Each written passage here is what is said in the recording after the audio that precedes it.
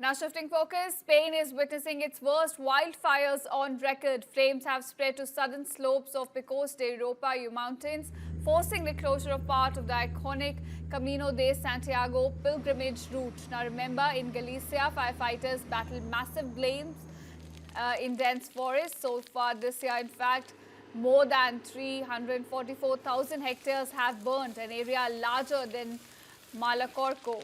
Now here the army has deployed about 3,000 troops and 50 aircraft, with help also coming from other European nations, but the devastation has already claimed about 4 lives, including a firefighter as well. Now on Monday, Prime Minister Pedro Sanchez visited the wildfire coordination centers for a united political front against climate change. Authorities say now over 100 people are under investigation, and this is for suspected arson, as well as villages grieve lost lives, homes and forests.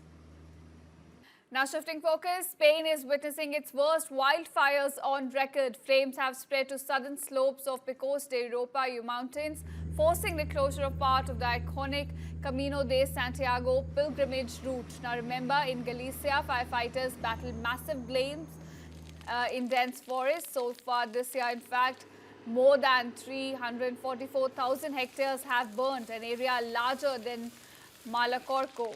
Now here the army has deployed about 3,000 troops and 50 aircraft, with help also coming from other European nations, but the devastation has already claimed about 4 lives, including a firefighter as well.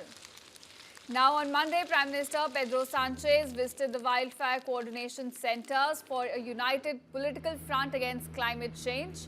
Authorities say now over 100 people are under investigation, and this is for suspected arson, as well as villages grieve lost lives, homes and forests.